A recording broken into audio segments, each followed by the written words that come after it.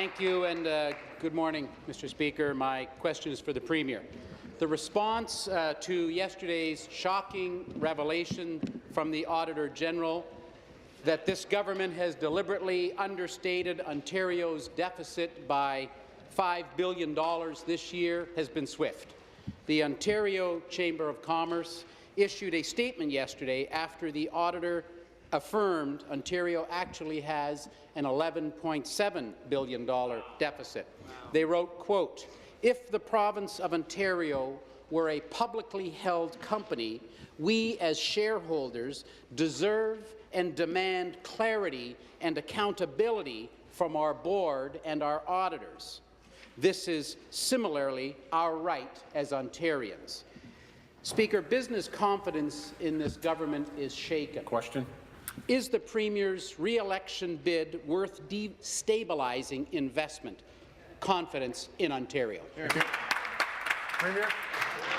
Well, you know, Mr. Speaker, I know that the minister responsible for the Treasury Board, the President of the Treasury Board, is going to want to comment on this. But, Mr. Speaker, in fact, the only reason that we are having this conversation is that this government, Mr. Speaker, introduced the Fiscal Transparency and Accountability Act, and therefore there is a pre-election report, Mr. Speaker. That's why we are having this conversation. So, you know, I think that through the pre-election report, the Office of the Auditor General's analysis, Ontarians are given the information that they need to make an informed decision, Mr. Speaker. The fact is there is an ongoing dispute between professional accountants. That is a reality. It's been going on for a couple of years, Mr. Speaker. It is absolutely true that there is a disagreement between... I'm quite prepared to move immediately to warnings if I hear further outbursts. Yes, they are outbursts. You're supposed to be quiet during question period, believe it or not. And it's in the standing orders. And I'm going to fulfill them. Premier. Just to say, Mr. Speaker, it is an ongoing dispute between professional accountants. We recognize that. We respect the perspective of the Auditor General, but that dispute has been going on for a couple of years, Mr. Thank Speaker. You. Supplementary. Terrible. Back to the Premier. Well, no, Speaker. We're having this conversation because the government continues to present an incorrect picture of the province's finances. The Ontario Chamber had even more to say. They wrote, quote, "It is deeply concerning that the Government of Ontario would be accused of not following Canadian public sector accounting standards." Speaker, when the Auditor General summed it up, she said, quote, "When expenses are understated, the perception is created that the government has more money available than it actually does, just in time for a pre-election budget." Yeah. How convenient. Wow. Speaker, the Premier needs to know the jig is up.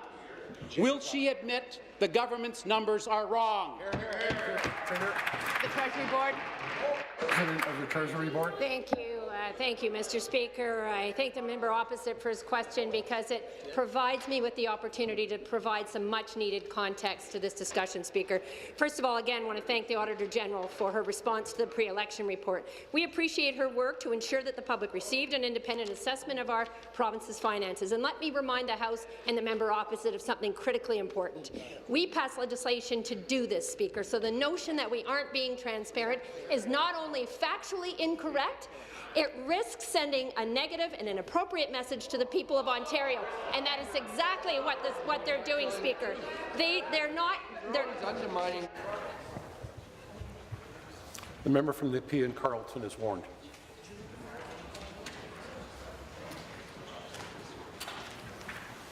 Carry on. The members opposite, Speaker, want to continue to undermine confidence in our province and our provincial institutions. That's up to them. The member from Leeds-Grenville is warned. Carry on. But here's precisely what the auditor said. Answer. In case the member opposite missed it. The pre-election report provides a reasonable and somewhat cautious underpinning for the medium-term fiscal forecast. She said we were reasonable and cautious, and we stand by. Thank you. Final supplementary. Well, back to the Premier. Actually, Speaker, we on this side of the House and the people of Ontario, they understand that it's the government who put the government at risk. Nobody else, Speaker. The Auditor General's job is to state the true picture of Ontario's finances. Now, based on the Auditor's shocking revelation, here's more from the Ontario Chamber of Commerce. Quote, the Government of Ontario, and through them the people of Ontario, either respect our legislative officers or we do not. That is exactly why Ontario PC leader Doug Ford has committed a full audit of the government's books to restore responsibility, accountability and trust in government. Speaker, can the Premier tell us today what is the Government of Ontario's... Minister of Finance is warned. Finish, please. Can the Premier tell us today exactly what is the Government of Ontario's deficit for 2018-19? Thank you.